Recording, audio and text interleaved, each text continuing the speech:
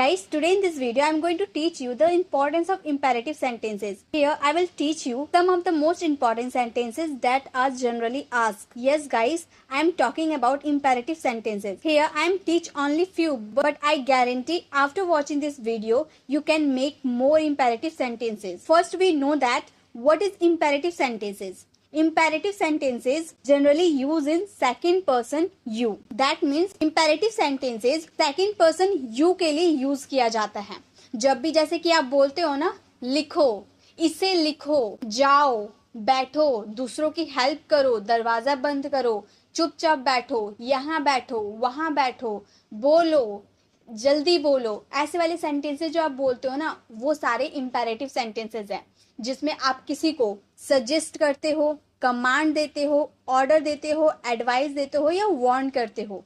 To suggest, to command, to order, to advice, to warn, इन सब में आप सेकेंड पर्सन यू का यूज करते हो.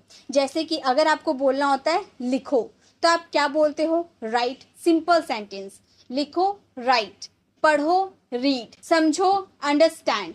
समझाओ, एक्सप्लेन. ठीक है, लिखो हम राइट बोल दिया. अगर हमें बोलना हो मेरी बातों को लिखो, तो हम बोलेंगे right my words. Right my words, मेरी बातों को अच्छे से लिखो. Right my words well.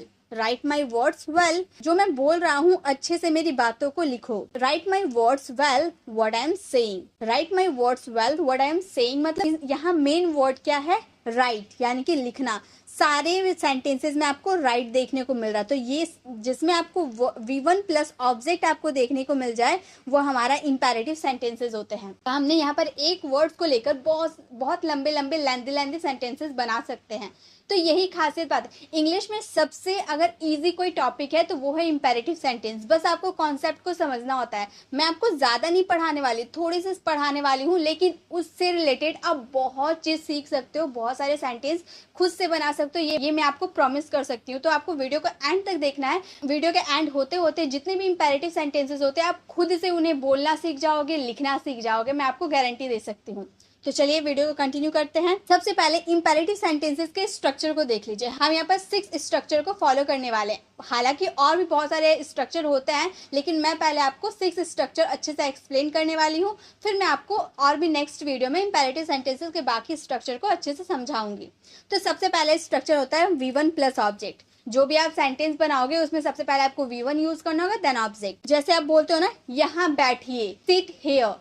Seat हमारा V1 हो गया और हेयर हमारा ऑब्जेक्ट हो गया, यानी कि V1 plus object, sit here. Don't plus V1 plus object. Don't V1 object. जैसे आप मत वाला सेंटेंस बोलते हो ना, वहां मत जाओ, वहां मत जाओ. मत जो बोल रहे हो, इसके लिए आप क्या बोलोगे? Don't go there. Don't go there. Never V1 object. Never V1 object. Never का यूज करेंगे कभी नहीं वाले सेंटेंस के लिए. जब आपके सेंटेंस में वहां कभी मत जाओ. Never go there. Never go there. Always V1 object. Always का यूज करेंगे हमेशा के लिए. Never का यूज करेंगे कभी नहीं, और ऑलवेज का यूज करेंगे हमेशा. ये दोनों एक दूसरे का ऑपोजिट है.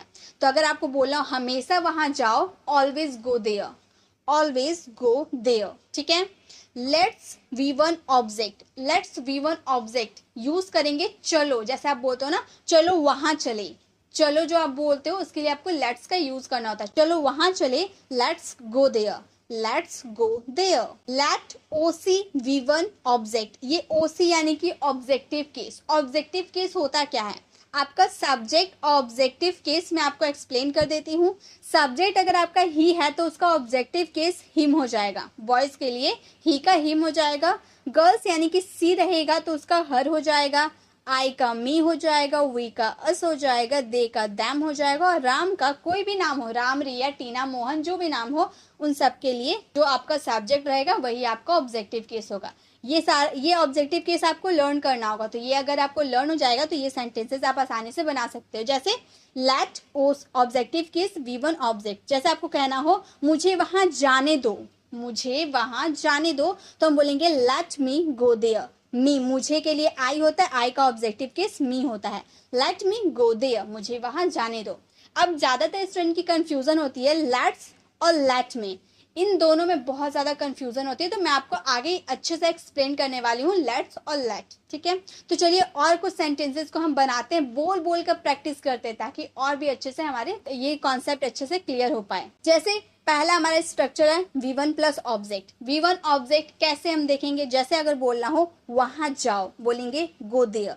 अब ये सेंटेंस को हम बनाए कैसे, बनाए इस तरह से, V1 पहले होगा, यानी कि ये जो आपका सेंटेंस है ये पहले V1 हो जाएगा, जाने के लिए गो, देन वहां के लिए देयर, गो देयर वहां जाओ। यहाँ आओ कम हेयर, यहाँ आओ यहाँ के लिए हेयर, और आओ के लिए कम, यहाँ आओ कम हेयर। मतलब जैसे अगर आपका सेंटेंस हो यहाँ आओ, तो आपका आओ के लिए पहले हो जाएगा कम, देन आपका यहाँ के लिए हो जाएगा हेयर, कम हेयर, यहाँ आओ कम हेयर। इसी तरह से इंग्लिश सीखिए, लर्न इंग्लिश, इंग्लिश सीखिए, लर्न इंग्लिश। मुझे सुनिए, मुझे सुनिए, लिसन टू मी, मुझे सुनिए, लिसन टू मी बहुत यूज करते हैं ना। बोर्ड पर लिखिए, right on the board, right on the board. दूसरों की मदद कीजिए, हेल्प अदर्स, दूसरों की मदद कीजिए, हेल्प अदर्स। यहाँ बैठिए, सिट हियर, यहाँ बैठिए, सिट हियर। अब तो ये हमारा कॉन्सेप्ट क्लियर हो गया। अगर V1 प्लस ऑब्जेक्ट अगर कोई सेंटेंस है, यहाँ बैठिए, वहां बैठिए, मेरी बातों को सुनिए, तो ऐसे वाले सेंटेंसेस में आपको V1 प्लस ऑब्जेक्ट का यूज करना होता है, ठीक है। ये पहला स्ट्रक्चर हम लोग को क्लियर हो गया। चलिए नेक्स्ट स्ट्रक्चर है हमारा डोंट V1 प्लस ऑब्जेक्ट। बस अगर हम हमारा सेंटेंस में, इंपेरेटिव सेंटेंस में अगर मत आ जा रहा है, मत, आपको कोई भी सेंटेंस, यहाँ मत जाओ, वहां मत जाओ, यह मत खाओ, वो मत खाओ, ऐसे वाले सेंटेंस जिसमें मत आता है ना, उसके लिए आपको डोंट का यूज करना होता है। जैसे अगर आपको बोलना हो इसे मत छुओ, आप किसी को मना कर रहे हो, कोई काम करने के लिए मना कर रहे हो, इसे मत छुओ, डोंट टच दिस, या फिर आप बोल सकते हो डोंट टच इट, इसे मत छुओ, डोंट टच इट। टच हमारा V1 है और दिस या फिर इट हमारा ऑब्जेक्ट है, और डोंट का यूज तो हमें करना ही था। दरवाजा बंद मत करो, don't close the door, don't close the door. वहां मत जाओ, डोंट गो देयर, वहां मत जाओ, डोंट गो देयर। वाक्यों को मत बनाओ, don't make sentences, don't make sentences. English मत बोलो, डोंट स्पीक इंग्लिश, हिंदी मत बोलो, डोंट स्पीक हिंदी। झूठ मत बोलो, don't tell a lie, don't tell a lie, झूठ मत बोलो। बकवास मत करो, डोंट डू नॉनसेंस, बकवास मत करो, डोंट डू नॉनसेंस। तो जब भी आपके सेंटेंस में मत आ जा रहा, तो उसमें आपको डोंट का यूज करना है, देन V1 देन ऑब्जेक्ट, ठीक है। तो ये भी आपको हो गया क्लियर। गाइस अभी मैं आपको सारे स्ट्रक्चर को अच्छे से एक्सप्लेन कर रही हूँ, देन हम सेंटेंसेस को बोल बोल कर रिविजन करेंगे, प्रैक्टिस करेंगे, ताकि आप भी बहुत सारे सेंटेंसेस अपने से खुद से फ्रेम कर लें। तो अभी पहले हम कॉन्सेप्ट को समझ लेते हैं, देन हम प्रैक्टिस करेंगे। अब है नेवर, नेवर यानी कि कभी नहीं, ऑलवेज यानी कि हमेशा, दोनों अपोजिट है, मैंने आपको आगे ही बताया। नेवर यानी कि कभी नहीं, ऑलवेज यानी कि हमेशा, देन V1 देन ऑब्जेक्ट। अगर आपको बोलना हो वहां कभी मत जाओ, मना करे कभी मत जाओ, तो बोलेंगे never go there, never go there, वहां कभी मत जाओ। लेकिन अगर आपको बोलना हो वहां हमेशा जाओ, हमेशा की बात कर दिए, तो बोलेंगे always go there, always go there, वहां हमेशा जाओ। कभी झूठ मत बोलो, never speak a lie, never speak a lie, कभी झूठ मत बोलो, हमेशा सच बोलो, हमेशा सच बोलो। Always speak truth, always speak truth. पहले आप हिंदी वाले सेंटेंसेस को सुनिए, उसके बाद मेरे साथ बोल बोल कर प्रैक्टिस कीजिए, देखिए आपको भी बहुत इजीली समझ में आने लगेगा। कभी गलत काम मत करो, never do wrong, never do wrong. हमेशा दूसरों की मदद करो, always help others, always help others. कभी किसी की बुराई मत करो, never criticise other, never criticise other, कभी किसी को बुराई मत करो। तो जब भी आपको कभी नहीं अगर आपके सेंटेंस में बोलनी हो, तो उसके लिए नेवर का यूज करना है। अगर आपको हमेशा अपने सेंटेंस में बोलना, तो उसके लिए ऑलवेज का यूज करना, बाकी आपका V1 और ऑब्जेक्ट ही रहेगा, ठीक है। तो ये भी होगा क्लियर। नेक्स्ट है हमारा लेट्स V1 ऑब्जेक्ट। अब मैंने आपको बताया था लेट और लेट्स में क्या डिफरेंस है, तो पहले आप डिफरेंस को समझ ले। अगर आप सेंटेंस में ऐसे बोलो ना, चलो वहां चले, चलो ये खाए, चलो ये खेले, चलो पढ़ाई करे, चलो स्कूल चले, तो ऐसे वाले सेंटेंस जिसमें आप चलो बोल रहे हैं ना, उसके लिए आपको लेट्स का यूज करना है। लेकिन लेट का यूज कहाँ करना है, जब आप कोई काम करने देते हो। जैसे अगर मैंने सिंपल सेंटेंस बोला वहां जाओ, तो मैं बोलूंगी गो देयर। अगर मैं बोलूं चलो वहां चले, तो मैं बोलूंगी let's go there, let's go there, simple बोलूंगी। लेकिन अगर मैं बोलूं मुझे जाने दो, मतलब किसी काम को करने दो, तो उसमें हम लेट का यूज करेंगे, बोलेंगे लेट मी गो, मुझे जाने दो, लेट मी गो। तो यही डिफरेंस आपको समझना है। अगर आप चलो कोई बात बोल रहे हो, चलो वहां चले, लेट्स गो देयर, तो वहां पे आपको लेट्स का यूज करना है। लेकिन मुझे जाने दो, कोई काम मुझे करने दो, उसके लिए आपको लेट का यूज करना है। ठीक है, ये डिफरेंस है, आपको अच्छे से क्लियर करनी है। सेंटेंस है हमारा चलो इंग्लिश सीखे। चलो इंग्लिश सीखे, बोलेंगे let's learn English, let's learn English, चलो इंग्लिश सीखे। चलो खाना खाए, let's have lunch, let's have lunch, चलो खाना खाए। चलो इंग्लिश बोले, let's speak English, let's speak English, चलो इंग्लिश बोले। चलो दूसरों की मदद करें, let's help others, let's help others, चलो दूसरों की मदद करें। चलो स्कूल चले, let's go to school, let's go to school. चलो बाहर चले, let's go out, let's go out, चलो बाहर चले। चलो क्रिकेट खेले, let's play cricket, let's play cricket, चलो क्रिकेट खेले। तो जब भी आपको चलो अगर आप अपने सेंटेंस में बोलो तो उसके लिए आपको लेट्स का यूज करना है, देन V1 देन ऑब्जेक्ट। ठीक है, नेक्स्ट हमारा स्ट्रक्चर है let objective case V1 object. Objective case तो मैंने आपको एक्सप्लेन कर दिया, आपको समझ में आ गया होगा। अगर आपको कोई काम किसी को करने देते हैं तो उसमें आपको लेट का यूज करना है।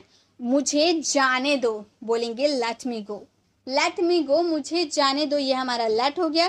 देन मी हमारा ऑब्जेक्टिव केस, देन V1 गो। अगर ऑब्जेक्ट होता तो हम यहाँ पर ऑब्जेक्ट यूज करते।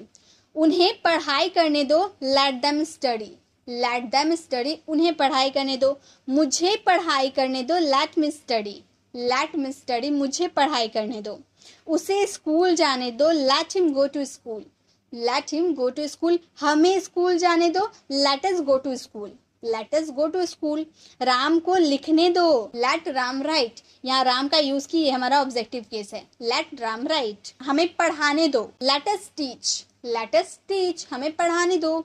मुझे बोलने दो, लेट मी स्पीक, उन्हें बोलने दो, लेट देम स्पीक। उसे बोलने दो, लेट हिम स्पीक, उसे बोलने दो। अगर फीमेल की बात करें तो बोलेंगे लेट हर स्पीक। ठीक है, तो इस तरह से आप लेट का यूज कर सकते हैं अपने कोई भी सेंटेंसेस में।